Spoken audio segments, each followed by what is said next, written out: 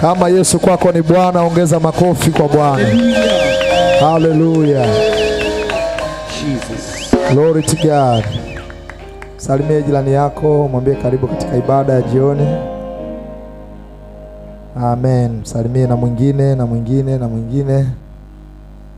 Amen. Asante sana timu ya Sifa. Mungu awabariki sana kwa ajili ya kutuongoza katika ibada ya kumwabudu Mungu. Mara zote tunapokuja nyumbani mwa Bwana huwa tunaanza na kumwabudu Mungu. Tunatoka huko na mambo mengi, lakini tukifika hapa huwa tunamwangalia kwanza Bwana, tunamwabudu, alafu ndio tunaendelea. Jina la Bwana lisifiwe. Watu wa Mungu, jina la Bwana lisifiwe. Tuko hapa kweli? Bwana asifiwe. Sawa. Leo ni siku nyingine tena ya baraka. Jana tulisema ibadani kwamba Mungu ametupa siku 35 za maombi na kufunga. Na katika siku hizi 35 tulikubaliana jana kwamba haikuwa rahisi. Ni kwa sababu Mungu alikuwa pamoja na sisi. Jamani, Bwana asifiwe. Haikuwa nini? Haikuwa rahisi, ila Mungu alitusaidia. Na tunapokuwa tunafunga, hatufungi ili tuwaambie watu kwamba huwa tunafungaga. Na tunapokuwa tunafunga huwa hatufungi ili tujitangaze huko duniani kwamba jamani sisi tunafunga. Hapana. Tunafunga kwa sababu tuna lengo la kumlingana Bwana na kumtafuta Mungu. Tunataka tumuone Mungu. Tuna kiu. Mpaka tumeona sasa hapana, kula tuache. Na kula ni moja kati ya vitu vya muhimu sana kwa mtu. So Mungu anapoona hivyo, na yeye anakuja kujibu haja za moyo wetu.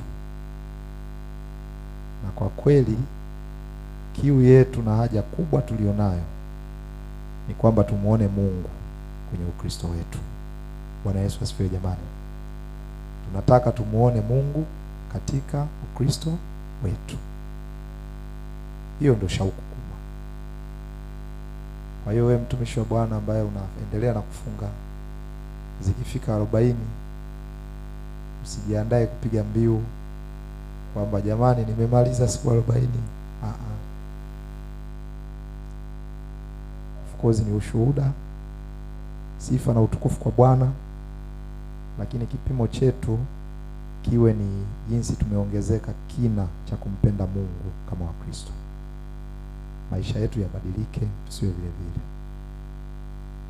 Na sasa kwa kuwa Mungu anakuwa ametusaidia, basi tunaweza kutumia uzoefu huo wa kusaidiwa na Mungu, maisha yetu yawe ya mtindo huo. Sio sasa baada ya siku 40 zimeisha unasubiri za mwakani tena. Na mchungaji atatangaza ngapi?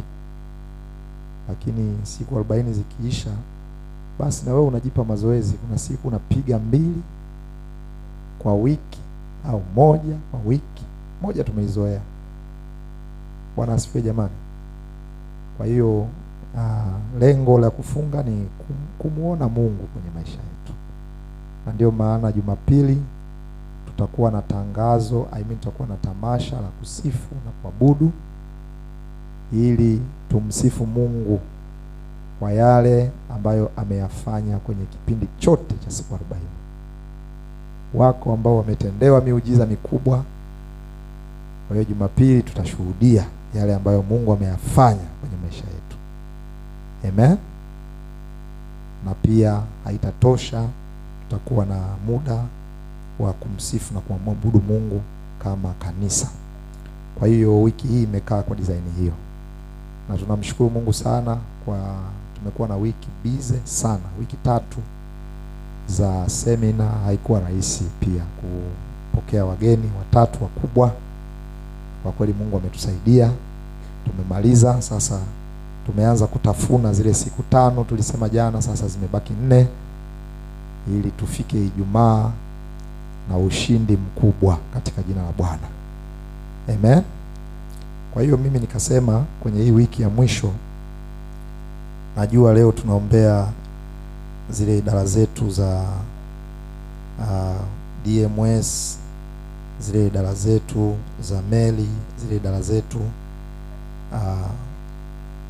of course pamoja na shukrani.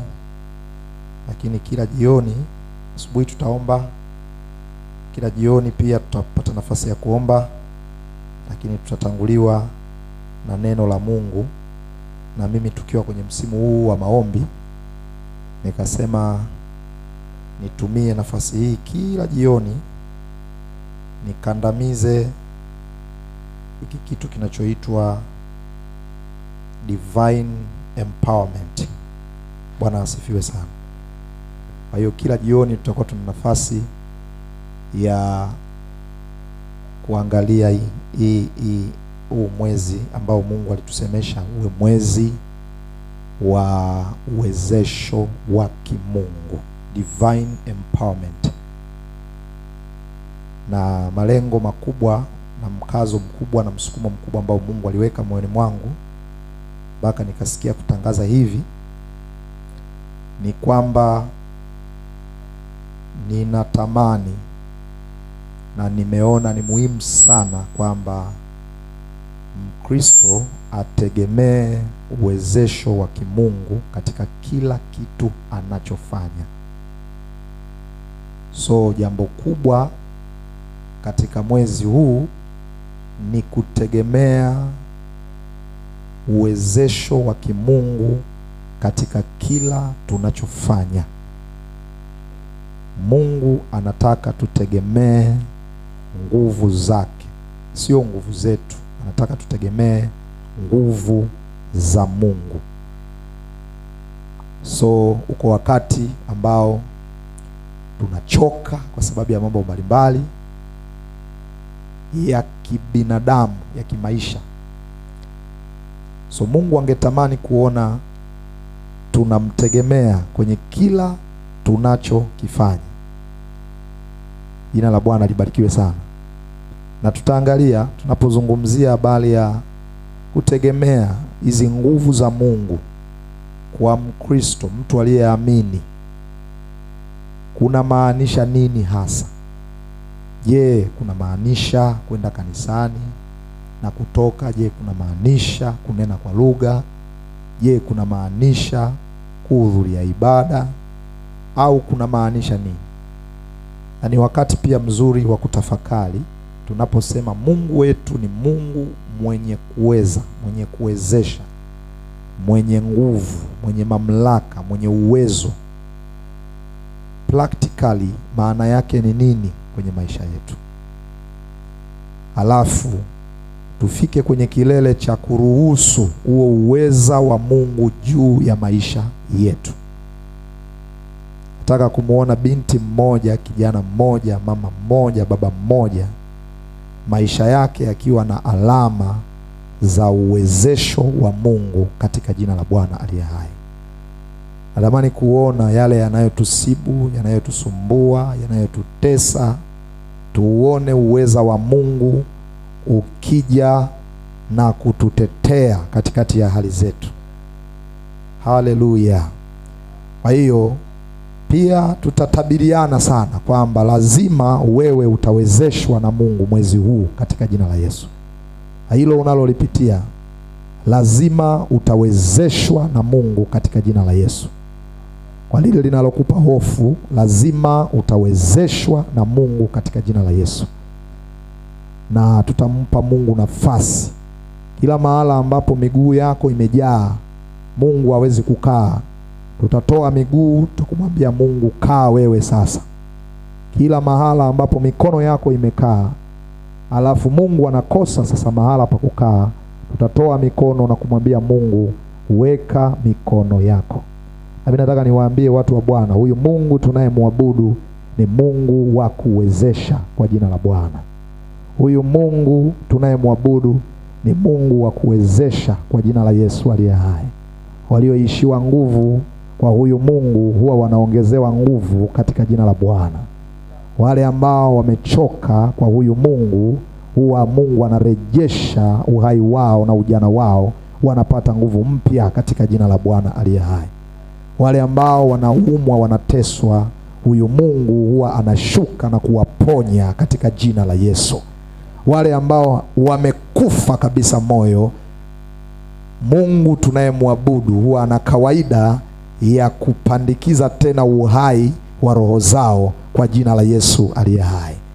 Kwa hiyo watu wa Bwana, huu ni mwezi wa kutafakari namna Mungu anavyoweza kuingilia maisha yetu, namna Mungu anavyoweza kutusaidia, na sio mambo madogo madogo. Anaweza kutusaidia mambo makubwa makubwa ya ajabu, mambo magumu tusiyoyajua katika jina la Bwana aliye hai. So takuwa na wakati wa kutafakari maandiko makubwa mawili. Andiko la kwanza litatoka katika kile kitabu cha Zekaria sura ya 4 mstari wa 6. Zekaria sura ya 4 mstari wa 6. Na andiko letu la pili litatoka katika kile kitabu cha Yeremia 33 mstari wa 3. Na nitaomba tutaanza na Zekaria sura ya 4 mstari nitaomba tuanzie mstari wa kwanza kwa sababu kuna kitu nitakieleza pale, alafu mstari wa 6 tutasoma wote kwa pamoja. Kwa hiyo nitasoma kuanzia mstari wa kwanza, alafu mstari wa 6 tutasoma wote kwa pamoja.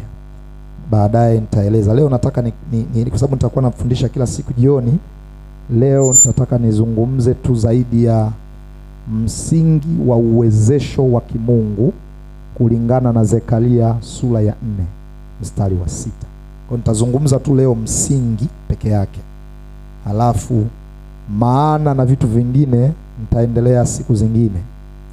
Kwa hiyo tutaanzia ule mstari wa kwanza kabisa. Biblia inasema, yule malaika aliyesema nami akanijia mara ya pili, akaniamsha kama mtu aamshwavyo katika usingizi wake. Akaniuliza, unaona nini? Nikasema, nimeona natazama kinara cha taa cha dhahabu tupu, nacho kina bakuri juu yake na taa zake za shaba juu yake, tena na iko mirija 7 ya kuleta mafuta kwa taa zote zilizo juu yake. Hapo utaona Zekaria anaona. Jana juzi tumefundishwa kuhusu ndoto na maono.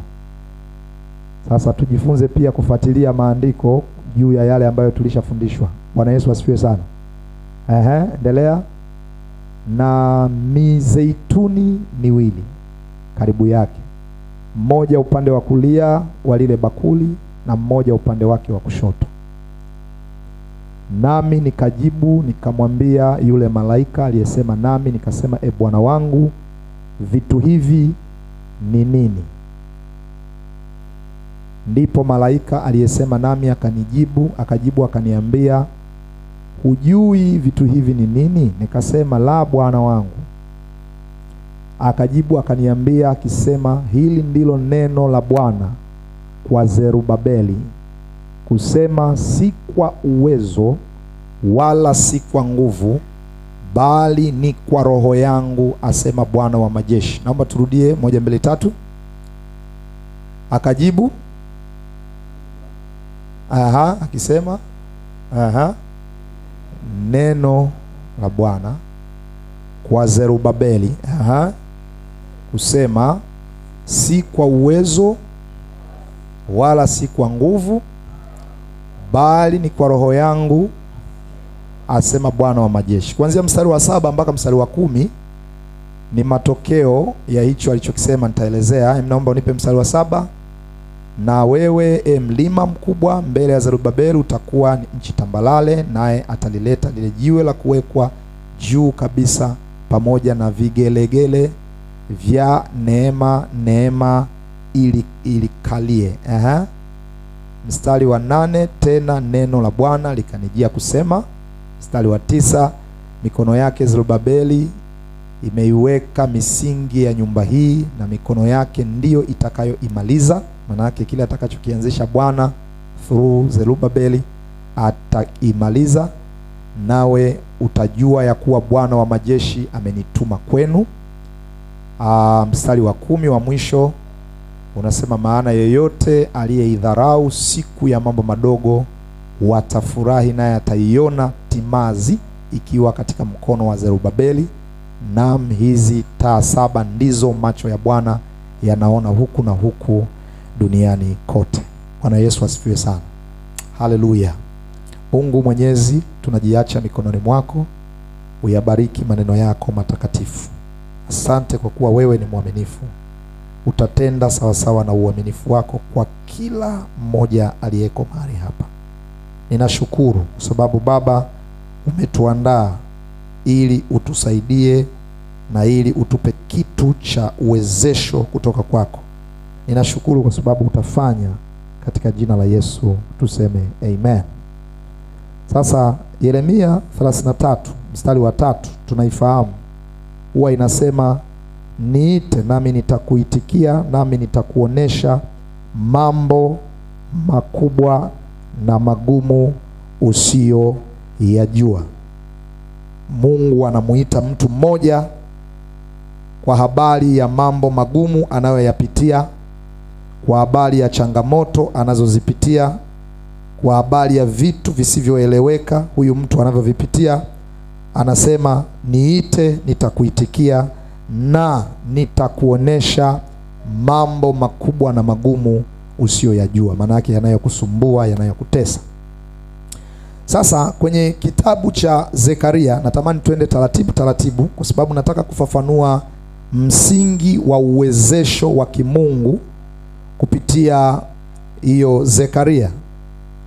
Na kwenye ule mstari wa 6 hasa ndio tumetoa hii divine empowerment, ambapo Bible inasema, akajibu akaniambia akisema, ile ndilo neno la Bwana kwa Zerubabeli. Na mimi wakati natafakari andiko hili nikaweka mkazo kwenye maneno kadhaa. Jambo mojawapo nililoweka mkazo ni hapa Biblia inaposema akajibu akaniambia. Na wakati natafakari nikagundua mwandishi ni Zekaria. Zekaria alikuwa nabii wakati huu ambao wana wa Israeli walikuwa wamechukuliwa utumwani kule Babeli. Na wakati wamechukuliwa utumwani kule Babeli, wakawa Mungu ametokeza muujiza wa wao kurudishwa kwenye nchi yao. Na nchi yao wakati huu ilikuwa imepatwa na matatizo makubwa. Hekalu limevunjwa kama unavyofahamu, walimtenda Mungu dhambi, na baadaye Mungu akamtumia Nebukadreza kuwapiga hawa watu vizuri na kuvunja hekalu. Hawa watu wakachukuliwa wakapelekwa utumwani Babeli. Na wakati wameenda kule Babeli, wakati ulipotimia wa Mungu, hawa watu wa Mungu walikuwa wanarudi kutokana na neno la Bwana, lakini walirudi kwa awamu. Na kila awamu kulikuwa kuna kiongozi, na yule kiongozi alikuwa na assignment maalum, kazi maalum ambayo Mungu alikuwa anampa yule kiongozi, kwamba unarudi na watu lakini unaenda kufanya nini. So kulikuwa kuna awamu 3 za makundi ambayo yalikuwa yanarudi, lakini awamu ya kwanza kabisa ndio ilikuwa awamu iliyoongozwa na Zerubabeli. Bwana Yesu asifiwe sana. Zerubabeli alikuwa gavana.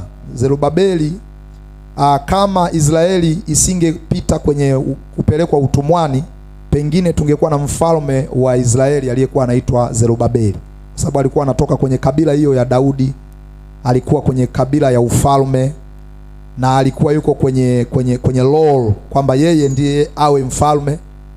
Lakini walipochukuliwa kwenda kule utumwani, bado huyu Zerubabeli yeye alipata neema ya kuwa kiongozi, alikuwa governor wa maeneo ya koloni la Babeli kipindi hicho. So hata wakati wanarudi, bado wale wafalme wa kule Babeli, utawaona wafalme wa Babeli wako wengi, kuna Tashasta na wako wengi. Lakini kwa wakati wa Zerubabeli, walimwamini Zerubabeli kwamba arudi na taifa, na jukumu kubwa alilokuwa nalo Zerubabeli ilikuwa ni kutengeneza hekalu la Yerusalemu. Na kwa kweli Mungu alimtumia Zerubabeli pamoja na Yoshua ambaye alikuwa ndio kuhani mkuu wa wakati huo. Nabii alikuwa ni Zekaria pamoja na Hagai.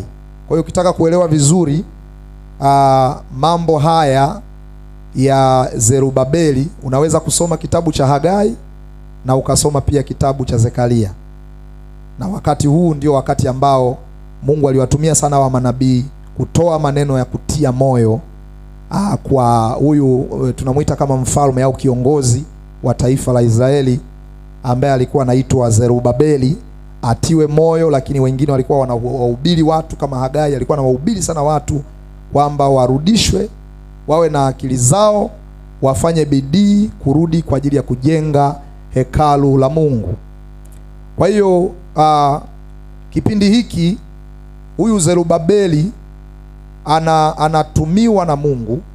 Zekaria akaandika hili neno kwamba haitakuwa kwa uweza, haitakuwa kwa nguvu, bali itakuwa ni kwa Roho ya Bwana. Jina la Yesu libarikiwe sana.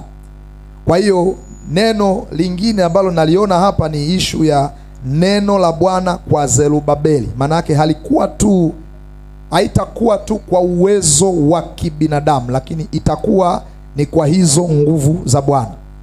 Na tatizo ambalo lilikuweko mbele ya wana wa Israeli katika kipindi hiki ilikuwa ni ujenzi wa hekalu. Na hekalu hapa linajengwa kwa mara ya pili. Mnafahamu hekalu la kwanza lilijengwa na Suleimani. Unaweza kutafuta miaka, ilijengwa kama mwaka 966 kabla ya Kristo. Miaka kama 430 baada ya wana wa Israeli kutoka Misri. Na awamu hii sasa ambayo Zerubabeli anaitwa kujenga hekalu ambalo sasa tunasema hekalu la pili. Ndio maana ujumbe wake ulikuwa kitabu chake kilikuwa kina ujumbe wa kurejesha utukufu wa Mungu ambao umepotea kupitia hekalu. Miaka hii ni kama miaka 400 tena mbele, anatumiwa na Mungu kuweza kujenga ile hekalu. So tatizo kubwa lilikuwa ni hekalu halipo. Na hili lilikuwa ni tatizo kubwa sana kwa wana wa Israeli. Ilikuwa ni shida kubwa. Yaani kuwa na taifa ambalo halina hekalu lilikuwa ni jambo lisilowezekana kwa akili ya kibinadamu. Lilikuwa ni jambo la muhimu kwa mustakabali wa taifa. Makuhani wapo, lakini hakuna hekalu, maana hekalu limevunjwa na Nebukadneza. So taifa lilikuwa liko kwenye shida kubwa, na sio tu kubwa, lakini ni shida ya muhimu. Lilikuwa ni teso la kila kundi la jamii la Israeli. Sio makuhani, sio viongozi, sio wananchi. Kila mmoja lilikuwa ni tatizo kubwa kwake. Hata na sisi kwenye maisha yetu huwa kuna wakati tunapita katika vipindi vigumu, vipindi vya shida kubwa, vipindi vya mateso, vipindi ambavyo tungehitaji sauti ya Mungu itoke mbinguni ije itusaidie kwenye shida zetu. Sisi kama binadamu, kuna wakati mahekalu yetu yanabomolewa. Hekalu lilikuwa ni jambo la muhimu kwenye taifa la Israeli. Sijajua kwako sasa hivi wewe ni kitu gani ni cha muhimu sana. Sijajua wazee wa kanisa wakitafakari hapa Vela, hapa kanisa letu la Vela, ni kitu gani ambacho ni cha muhimu sana ambacho tunahitaji uingilio wa kimungu? Sijui wewe binafsi na familia yako, au wewe binafsi na maisha yako, ni jambo gani ambalo kwako linafanana na hekalu la Israeli? So katika wakati kama huu ambao una jambo kubwa lipo kwenye maisha yako, unahitaji kuona Mungu akiingilia kati jambo lile, akikutetea, akikuletea ukombozi kwenye lile eneo. Unamuhitaji nabii kama Zekaria ambaye atakwambia si kwa uweza, si kwa nguvu, bali ni kwa Roho wa Bwana. Jina la Bwana libarikiwe sana. Jamani, nasema haleluya. Nasema tena haleluya. Unahitaji sauti ya nabii ambayo itakwambia sio kwa uweza. Hii ni sauti inayokuja kukosoa jitihada zako, fikra zako, akili zako, matarajio yako, kwamba hivi unavyowaza sio sawa, hivi unavyofikiria kutoka sio sawa, sio sahihi. Iko nguvu ya Mungu ambayo inaweza ikaja na kukusaidia na kukuvusha na kukubeba katikati ya mateso ulionayo. Na mimi niko hapa kutangaza, huu mwezi wa 3 ni mwezi wa kutengeneza nguzo ya utegemezi wa nguvu za Mungu kwenye maisha yetu. Na kila mwenye pumzi apokee kwa kusema amina. Sielewi ni kitu gani ambacho Bwana atakuvusha, lakini naelewa jambo moja, ya kwamba tuko kwenye mwezi ambao Mungu anaenda kutengeneza msingi wa kuvuka katikati ya mateso tulionayo kwa uweza wa Bwana aliye hai. Sema Bwana atanisaidia. Sema tena Bwana atanisaidia. Sema nitauona mkono wa Bwana. Sema nitamuona mkono wa Bwana, na utauona katika jina la Yesu aliye hai. So wana wa Israeli walikuwa kwenye hali ngumu ambayo ilihitaji nabii ambaye anaweza kutamka neno lisilo la kawaida. Kujenga hekalu, tena Mungu anataka utukufu wa mwanzo urudi. So utaona kwenye kitabu hiki cha Zekaria, muundo wake ni kitabu chenye muundo wa maono. Yako maono kama 8 hivi, nakupa tu muhtasari. Na hili ono aliloliona Zekaria katika sura ya 4 ni ono la 5. Kwenye ono hili Biblia inasema anaona kinara cha taa, alafu kile kinara cha taa kina bakuli lake. Lakini Biblia inasema tena akaona mizeituni miwili. Sasa tafsiri yake kithiolojia inakuja kueleza jinsi ambavyo maana baadaye ukisoma utaona ni kama vile kinara kile kinachulizika mafuta, ni kama kuna mafuta yanatoka moja moja, yanamwagika moja moja kutoka katika ile mizeituni. Na baadaye ndio unamuona nabii anasema, aha, nimeona kumbe si kwa uweza, si kwa nguvu, sio kwa kazi ya mwanadamu, bali ni kwa kazi ya Mungu. Alafu anatabiri ya kwamba nimeona wewe Zerubabeli, wewe ndiye ambaye utashinda kulijenga lile hekalu. Anasema ulianza na utamaliza. Bwana Yesu asifiwe sana. Maanake ile kazi ambayo inalisumbua taifa, ninaiona wewe mwenyewe ukianza na wewe mwenyewe ukiimaliza. Lakini si kwa uweza wako, si kwa nguvu zako, si kwa akili za kibinadamu, si kwa mawazo ya kibinadamu, lakini ni kwa uweza wa Bwana aliye hai. Bwana asifiwe sana kabisa. Maana kinara cha taa kinafanywa kwa uweza wa mwanadamu, mizeituni inapandwa na wanadamu, lakini mafuta ya Roho Mtakatifu ni mafuta ya Bwana, ni mafuta ya Mungu. Na hapa kuna msingi mkubwa sana wa kuelewa namna gani Mungu huwa anasaidia watu wake, namna gani Mungu huwa anasaidia watu wake. Na mtumishi wa Mungu Zekaria anatuonyesha kwamba kazi yoyote ya Mungu, kama kujenga hekalu, kazi yoyote ya Mungu, hebu wote tuseme kazi yoyote ya Mungu. Sema kwa nguvu, kazi yoyote ya Mungu huwa haifanywi kwa uwezo wa kibinadamu. Inahitaji mafuta ya Mungu, inahitaji upako wa Mungu, inahitaji uwezesho wa Mungu. Na nataka niwaambie watumishi wa Bwana, kitu chochote kinachoitwa kazi ya Mungu huwa kinafanikiwa si kwa nguvu za kibinadamu. Ndio maana Yesu alisema, baadaye tutatafsiri Agano la Kale ilimaanisha nini, Agano Jipya ilimaanisha nini, na leo kanisa la sasa hivi inamaanisha nini. Yesu akasema, imenipasa mimi niende ili huyo msaidizi aje.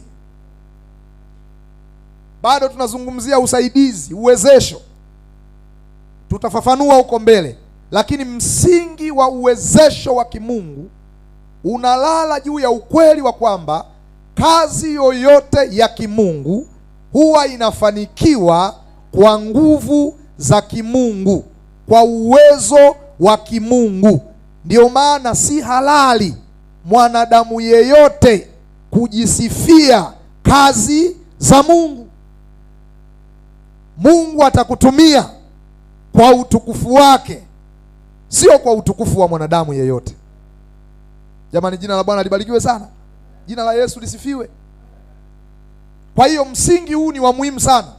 Tunataka kuona uwezesho wa Mungu mwezi wa 3. Lakini msingi wake wa kwanza kabisa ni kwamba kazi yoyote ya Mungu. Hebu naomba turudie tena. 1 2 3. Kazi yoyote, sema mwenyewe. 1 2 3. Yoyote ya Mungu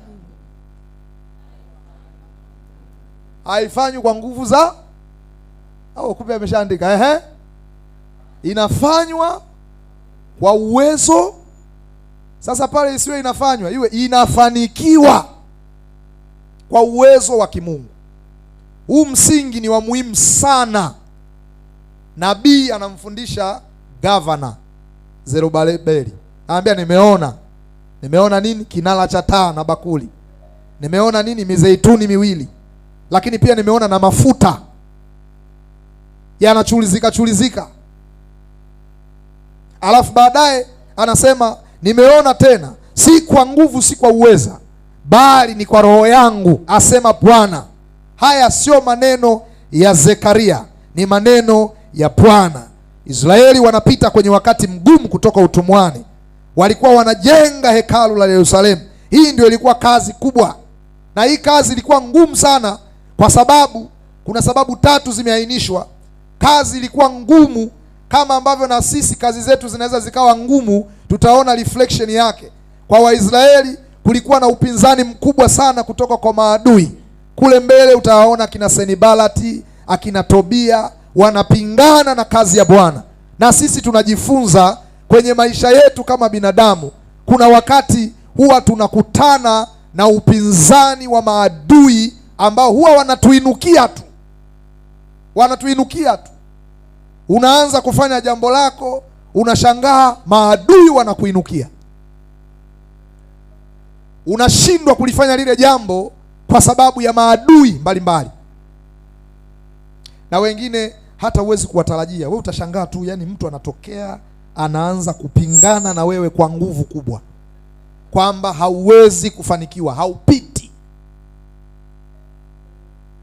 Wakati mwingine tunanyang'anywa haki zetu na maadui. Lakini kwa Waisraeli walikuwa pia wana upinzani mwingine. Watu wenyewe tunaita upinzani wa ndani, walikuwa wamekata tamaa. Kuna wakati sisi wenyewe utaanza mradi fulani, alafu utafika mahala utakata tamaa. Utajifunza mbinu fulani, wakati unaanza kuziapply utajikuta katikati umekata tamaa. Hata nilipokuwa mwanafunzi mimi, nilipokuwa nasoma sana, kuna wakati fulani nikawa nakata tamaa kwamba kusoma kwangu, je, kutanipa matokeo ninayoyataka? Huko wakati huwa nguvu zetu za ndani zinanyonywa, tunakata tamaa. Sisi kama binadamu kuna wakati tunaishiwa nguvu, hatuoni tena kama njia itatokea. Kwa hiyo pamoja na upinzani wa maadui, lakini kuna wakati kuna upinzani wa ndani. Sisi wenyewe nguvu za ndani huwa zinaisha, tunakata tamaa, hatujui tutaendeleaje. Sasa neno linatutia moyo kwamba usikate tamaa. Neno linatutia moyo kwamba maadui zetu watakuwa maadui wa Bwana. Lakini haya maneno hayamaanishi kwamba maadui hawatainuka. Watainuka, lakini Bwana atapigana nao. Hayamaanishi kwamba huwa hatukati tamaa. Maana kuna wakati tunaweza tukaupokea ulokole, alafu kukata tamaa tukaona kama yani ni kitu kisicho halisi kwenye maisha yetu tukiwa walokole. Hata katikati ya ulokole bado sisi ni binadamu, sisi ni wanadamu, na mara nyingi tu huwa tunajaribiwa kukata tamaa, na wakati mwingine huwa tunakata tamaa kabisa. So Israeli walikata tamaa, walishuka moyo. Ndio maana Mungu akatuma manabii wawili, Hagai na Zakaria. Hawa manabii walikuwa ni wachokozi. Ujumbe wao ulikuwa ni ujumbe wa kusema watu kwamba hakuna kukata tamaa, hakuna kufanya mambo yetu, hapa ni kufanya mambo ya Bwana. Zekaria na yeye alikuwa anasema moja kwa moja na Zerubabeli kiongozi kwamba sio kwa nguvu zako wewe, nenda tu, ni kwa nguvu za Bwana, ni kwa Roho wa Bwana, ili jambo litafanikiwa. Namtia moyo mtu mmoja aliyekata tamaa. Mungu akuinue katika jina la Yesu aliye hai. Mungu akuinue tena katika jina la Yesu aliye hai. Lile ulilolianza usiache, rudia tena katika jina la Yesu. Uwe king'ang'anizi kwa jina la Bwana aliye hai. Mungu akurudishe tena kwa utukufu wa Yesu aliye hai. Lakini Israeli walikuwa na changamoto nyingine ya upungufu wa rasilimali. Walikuwa na rasilimali chache. Watu walikuwa disorganized, walikuwa rasilimali watu ilikuwa imegawanyika. Kisoma juzi nilikuwa nasoma kitabu cha Ezra, nikaona mpaka maadui wengine wakaajiri washauri wa kuvunja moyo kazi ambayo Ezra naye alitumwa kwenye hekalu la pili kwa ajili ya ujenzi. Kutengeneza ukuta na nini pamoja na Nehemia. Utaona kuna awamu kama 3. So kuna watu, mataifa ambayo yalikuwa ni makoloni ya Babeli, yaliajiri wataalamu ambao wanaweza wakatengeneza ushawishi kwa mfalme wa Babeli baada ya Koreshi, nadhani ni Atashasta, kwa ajili ya kuhakikisha ya kwamba mfalme anaelewa kwamba pamoja na kwamba kuna amri ilitoka ya Koreshi kwamba Waisraeli warudi wakajenge, lakini wakatengeneza maneno na barua na nyaraka. Kulikuwa kuna nyaraka kama 3 zimeandikwa kwa ajili ya kumshawishi mfalme awazuie Waisraeli wasiifanye kazi ya kujenga hekalu la Bwana. Na mimi nikapata na ufunuo kwamba kuna wakati watu usiowajua wewe wana uwezo wa kukaa vikao, wakatengeneza conspiracy, wakatengeneza ushawishi, wakatengeneza ulaghai wa kushawishi ama bosi wako ama mtu mwenye mamlaka kwa ajili ya kukuzuia haki fulani juu ya maisha yako zisitokee. Haya mambo huwa yanaendelea kwenye ulimwengu wa roho na ulimwengu wa mwili, wakati ambapo wewe haupo na wakati ambapo wewe hauoni. Kuna mambo mengi huwa yanatokea kwa ajili ya kukwamisha mtumishi wa Bwana. So Israeli waligawanyika kwa sababu nyingi. Waligawanywa na watu, wakati mwingine waligawanywa tu kwa kuvunjika moyo. Walikuwa hawana fedha, walikuwa wanategemea ufadhili wa mfalme wa Babeli kama alivyoandika Koreshi. Kwa hiyo walikuwa na hii changamoto. Na haya yote haya yakimtokea mwanadamu akiwa na maadui wa nje, akiwa amekata tamaa, akiwa hana rasilimali, mwanadamu huwa nguvu zake zinaisha. Na ukimwambia afanye jambo lolote, yeye ataangalia nguvu alizonazo, alafu atatoa sababu ya halali. Sina nguvu, siwezi kwenda. Wakati kama huu ndio Zakaria anaandika usitegemee nguvu zako. Mwambie mwenzako usitegemee nguvu zako, maana haitakuwa kwa nguvu zako, maana haitakuwa kwa uweza wako, maana haitakuwa kwa mamlaka yako, itakuwa ni kwa nguvu za Bwana aliye hai. Mzee Katule, haitategemea nguvu zako, maana Mungu anajua sasa hivi huna nguvu. Itakuwa ni kwa nguvu za Roho Mtakatifu. Bwana Yesu asifiwe.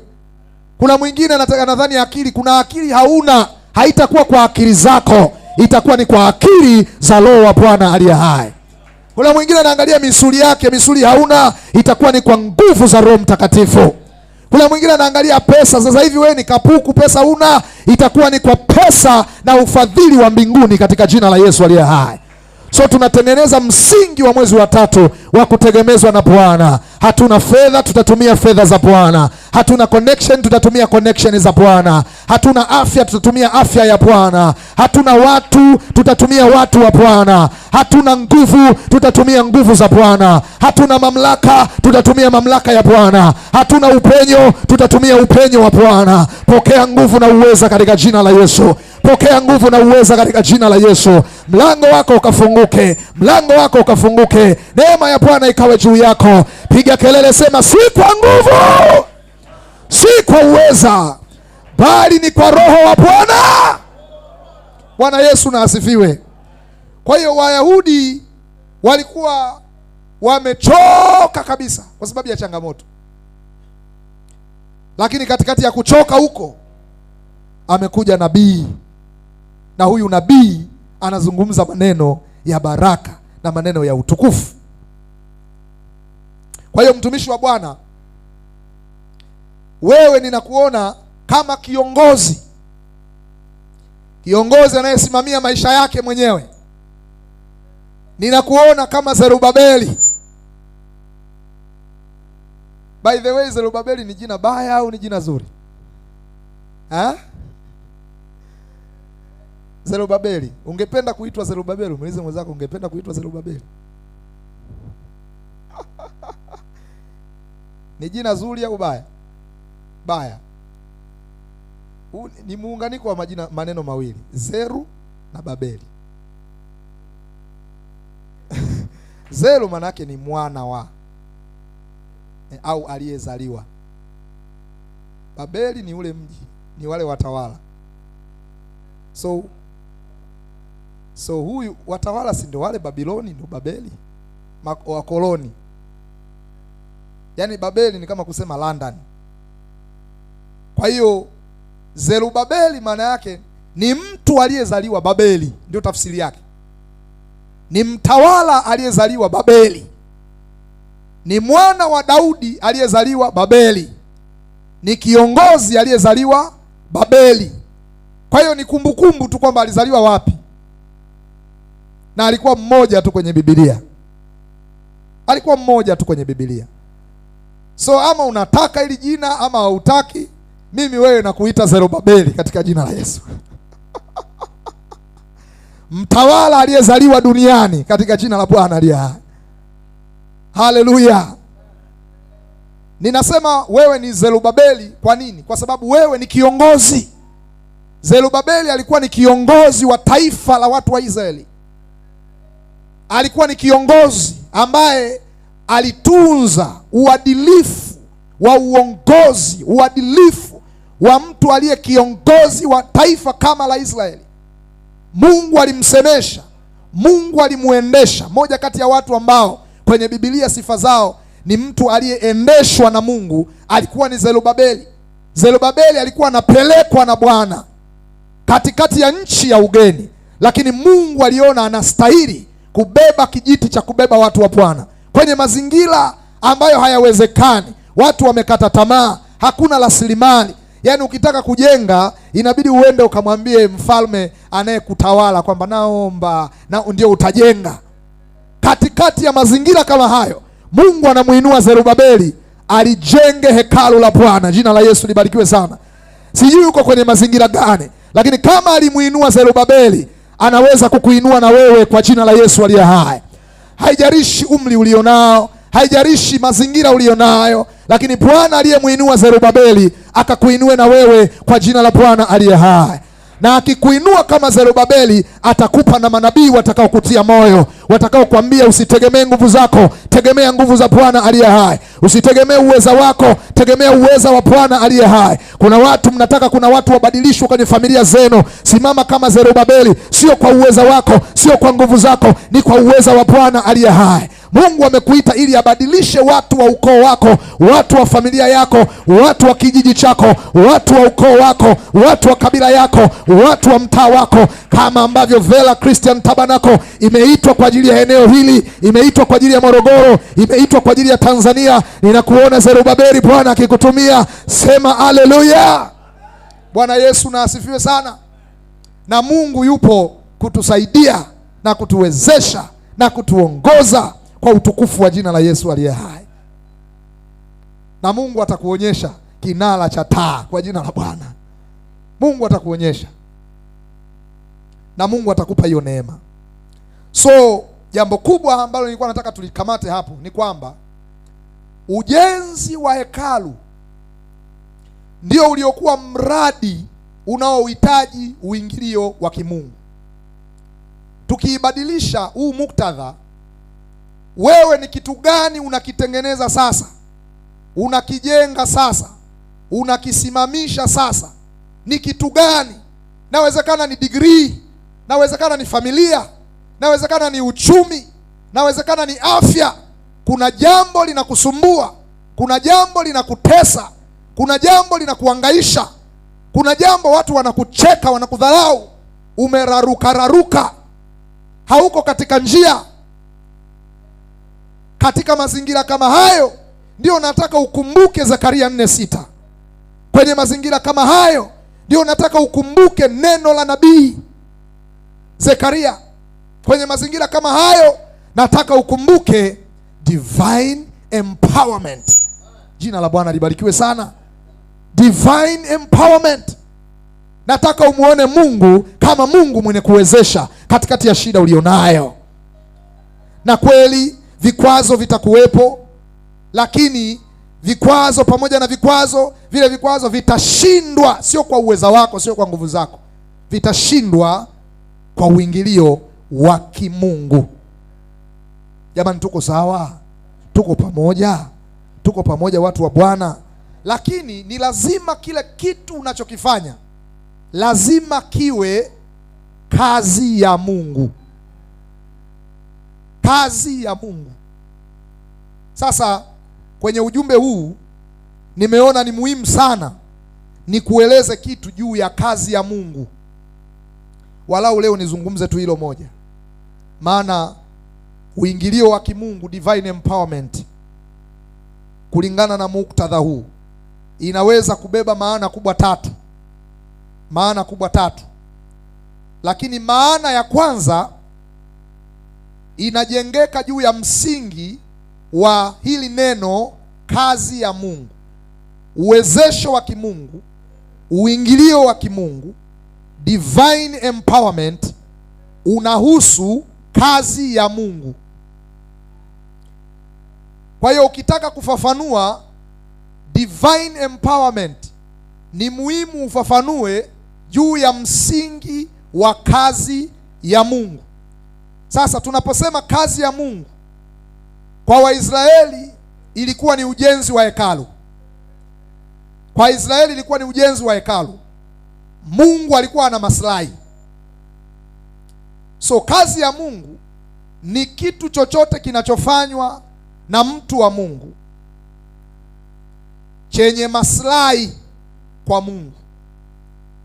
Yaani Mungu ana sehemu, Mungu anakula, Mungu ana hisa, Mungu na yeye ana sehemu.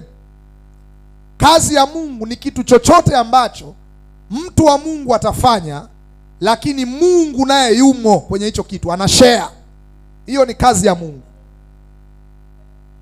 Kazi ya Mungu sio kuhubiri tu kama mchungaji Mlelwa au kuimba praise and worship.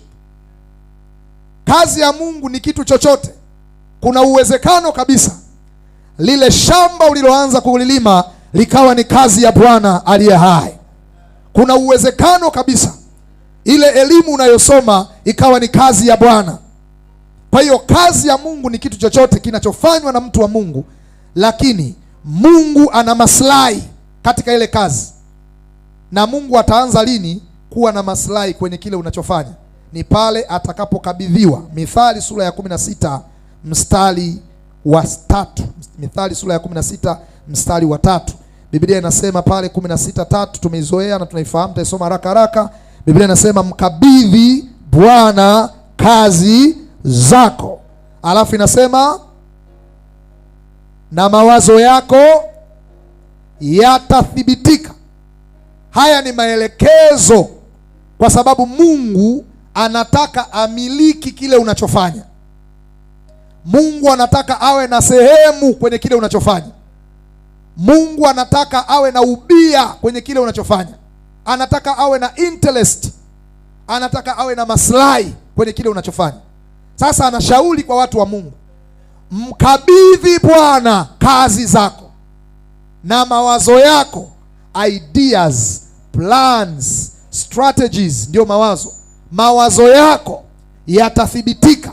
Kuthibitika maana yake they shall be confirmed. Confirmed maana yake yatakuwa hakika, itatokea, ndio maana yake. Maana yake itafanikiwa, ndio maana ya kuthibitika.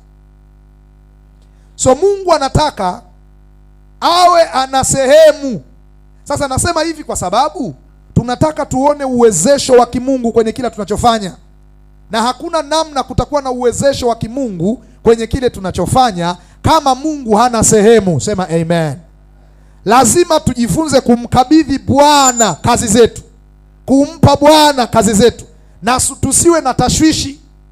Na kufundisha namna nyingi za kumfanya Mungu kuwa sehemu katika kazi zako. Namna nyingi. Mojawapo ni kutoa fungu la 10. Ukitoa fungu la 10 unamkabidhi Mungu kazi zako, ndio tafsiri yake. Mojawapo ni kutoa limbuko. Ukitoa limbuko unamkabidhi Mungu kazi yako, ndio tafsiri yake. Kuna namna nyingi za kumkabidhi Bwana kazi. Hutakiwi kuwa na tashwishi kwenye jambo lolote ambalo unataka Mungu awe sehemu. Kwa nini tunapata tabu? Kwa nini tunapata hofu? Kwa nini tunapata mateso? Ni kwa sababu tumekataa kumkabidhi Bwana kazi zetu. Na kwa sababu tumekataa, basi hatuoni uwezesho wa Mungu kwenye kazi zetu. Hatuoni uwezesho wa Mungu kwenye vile tunavyofanya. Hatuoni nguvu za Mungu kwenye kila tunachofanya. Lakini watu wa Bwana, Mungu anatuita tumkabidhi Bwana kazi zetu katika jina la Yesu aliye hai. Kwa hiyo mwezi huu tunatengeneza msingi wa muhimu sana kwenye maisha yetu.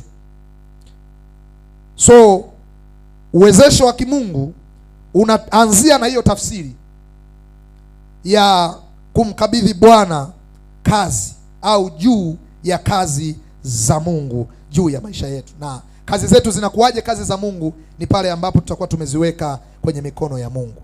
Kwa hiyo zifanye kwa namna yoyote, kazi zako ziwe kazi za Mungu. Vile utakavyoweza, hakikisha unazifanya kazi zako Mungu awe na maslahi, Mungu awe na sehemu. Utaona uwezesho wa Bwana. Sema amen. Sema amen. Sema amen. Kwa hiyo kitu chochote ambacho kinapokelewa kwa maslahi ya Mungu, hicho kitu kinageuka, kinakuwa kazi ya Mungu na mali yake mwenyewe. Sasa nikuonyeshe mifano, alafu utasoma mwenyewe kwenye Biblia. Nikuonyeshe mifano. Kwa mfano, makazi, mahala watu wa Mungu wanapolala. Makazi yanaweza kuwa kazi ya Mungu kimaandiko. Zaburi 34 mstari wa 7, Zaburi 127 mstari wa 2. Makazi, mahala unapolala mtu wa Mungu, panaweza kuwa kazi ya Mungu. Makazi yanaweza kuwa kazi ya Mungu.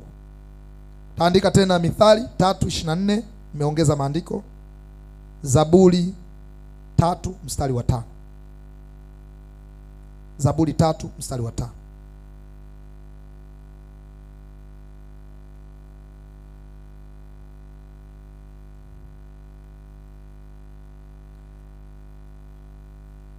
Jambo la pili ni kazi za mikono.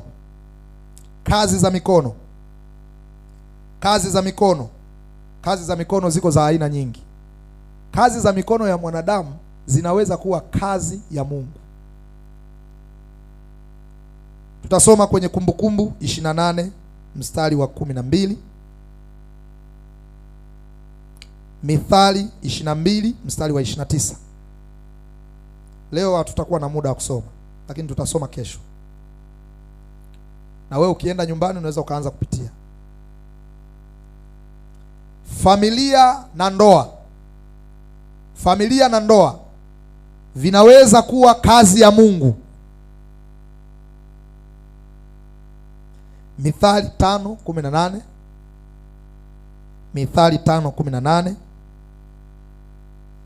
Mithali 18:22, Mithali 18:22. Afya za watu wa Mungu. Afya za watu wa Mungu. Hivi ndio vipengele vya kuwezeshwa. Afya za watu wa Mungu. Zaburi 42:5, Zaburi 42:5 na mstari wa 11, Zaburi 42:5 na mstari wa 11. Tena Zaburi 43 mstari wa 5, Zaburi 43 mstari wa 5.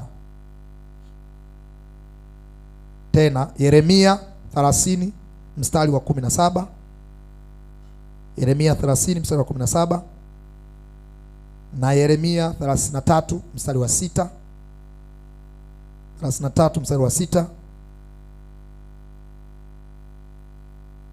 na Yohana waraka wa 3 sura ya 1 mstari wa 2.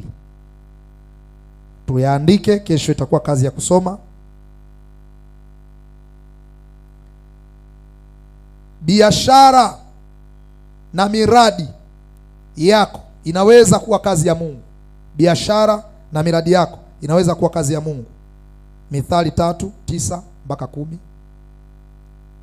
na Mithali 13:11. Mithali 13:11.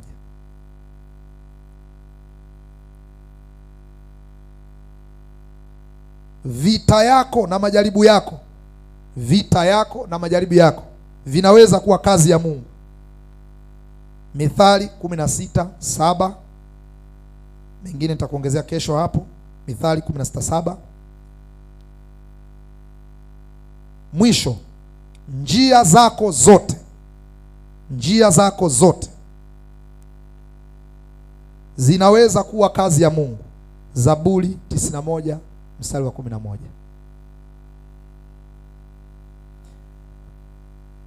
So dhana ya uwezesho wa kimungu inaanza na kuelewa kwamba uwezesho wa kimungu unatokea kwenye kazi za Mungu. Ni kama unapendekeza kazi zako kwa Mungu, alafu Mungu zinakuwa kazi zake, alafu zikisha kuwa kazi za Mungu, sasa uwezesho wa Mungu utakuja kwa sababu Mungu ana maslahi. Tunakosaga uwezesho wa Mungu kwa sababu kazi zetu ni kazi zetu, sio kazi za Mungu. Shamba langu ni shamba langu, sio shamba la nani? La Mungu. Nyumba yangu ni nyumba yangu, sio nyumba ya nani? Ya Mungu. Ndio maana Biblia inasema Bwana asipojenga nyumba, wajengao wafanya kazi bure. Bwana asipolinda mji, walindao wakesha bure. Maana yake nini? Mungu anataka interest kwenye ujenzi wetu, kwenye ulinzi wetu. Bado ni close reference ya kile Zakaria anachosema, si kwa nguvu, si kwa uweza, bali ni kwa roho yangu, asema Bwana. Watu wa Bwana, ukielewa ya kwamba uwezesho wa kimungu ni juu ya kazi za Mungu, na kwamba kazi zangu zinapasa kuwa kazi za Mungu, utauona uwezesho wa Mungu ukimwagika kwenye maisha yako kuliko kawaida. Utaona ukivuka kuliko kawaida. Utaona Mungu akikupigania vita zako isivyo kawaida. Utaona njia zako zikithibitika isivyo kawaida. Utaona miradi yako na biashara zako zikinyooka isivyo kawaida. Mimi natamani uwezesho wa Mungu juu ya maisha yangu. Sitaki kufanya huduma mwenyewe. Nataka kufanya huduma nikiwezeshwa na Roho Mtakatifu. Bwana Yesu asifiwe sana. Ninaomba usimame. Leo tutakuwa tuna nafasi. Tumekuwa tukiziinua idara zetu hapa kanisani. Tumeinua idara chipukizi na watoto, tumeinua idara za vijana campus PCF, tumeinua idara za WWK na CMF, tumeinua jana ibada idara za DLOD na maandiko. Sijajua kama wakuu wa idara hizi walileta mahitaji yao mbele za Bwana, lakini leo tunainua idara ya media pamoja na DMS,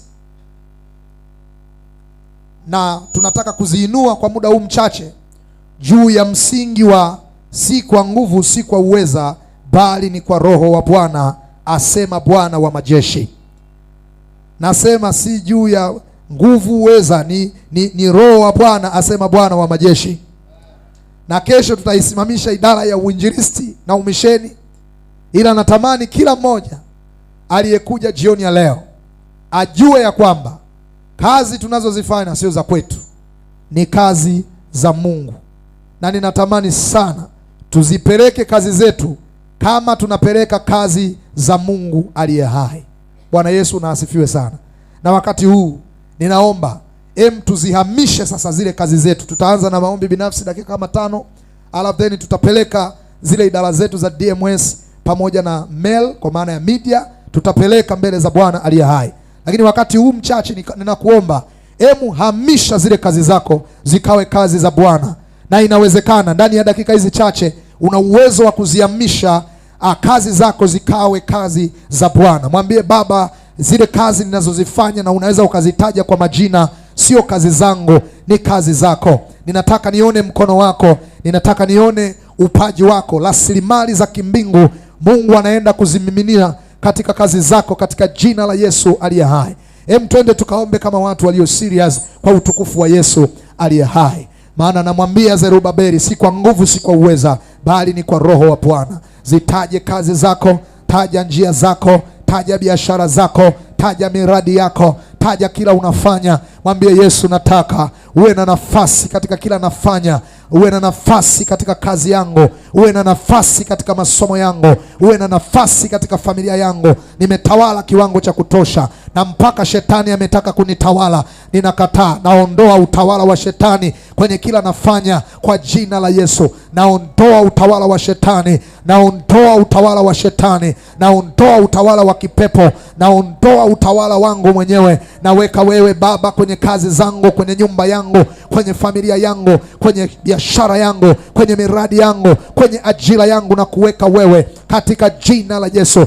Mweke Yesu katika kila unafanya. Vipawa na karama alizoziachilia kwako, nataka nikuambie utaenda kupaa kwa namna isiyo ya kawaida kama Mungu akiwa na sehemu. Na wewe ambaye umekuwa ukimuibia Bwana kwenye maeneo hayo, umechukua nafasi yake, umekula sehemu yake, mwambie Yesu, ninatubu mbele zako sasa. Nataka nianze kuwa mtu ambaye ni Zerubabeli wa kizazi cha leo. Lazima hekalu la Bwana lijengwe, lazima hekalu la Bwana lijengwe. Inawezekana hekalu la Bwana ni lile shamba lako, maana yanatoka mazao ambayo Mungu atakula hapo, maana zinatoka ibada ambayo Mungu atakula hapo, maana yanatoka maombi ambayo Mungu atakula hapo. Mwambie Baba, una interest katika maisha yangu. Mwambie Yesu Kristo ya kwamba ninahamisha kila kilichokuwa cha kwangu ni cha kwako sasa. Anayemiliki aseme similiki tena, maana Bwana anataka kuchukua vilivyo vyake. Hili aachilie uwezesho, hili aachilie uwezesho sio wa kawaida, hili aachilie uwezesho sio wa kawaida.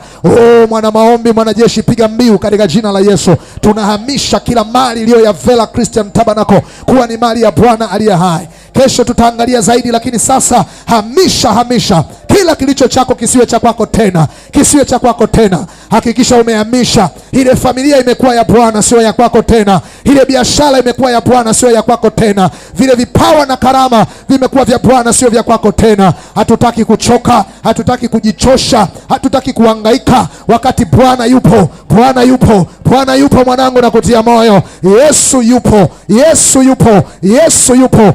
Mpe Yesu amiliki kazi yako. Mpe Yesu amiliki, mpe Yesu amiliki, mpe Yesu amiliki, mpe Yesu amiliki. Raparata rabadaya zoprakata ramando shata. Oh Baba, tumeelewa, tumeelewa Baba. Kazi zangu sio kazi zangu tena, ni kazi zako, ni kazi zako. Biashara yangu sio biashara yangu tena, ni biashara yako. Huduma yangu sio yangu tena, ni ya kwako Baba. Natoa utawala wangu, naweka utawala wako. Natoa utawala wangu, naweka utawala wako katika jina la Yesu. Nataka divine empowerment, nataka divine empowerment, nataka divine empowerment, nataka divine empowerment, nataka divine empowerment kwa jina la Yesu. Nataka divine empowerment, nataka divine empowerment, nataka divine empowerment, nataka divine empowerment, nataka divine empowerment, nataka divine empowerment juu ya kazi yangu, juu ya elimu yangu. Nataka divine empowerment, nataka divine empowerment, divine empowerment. Endelea kuomba, endelea kuomba,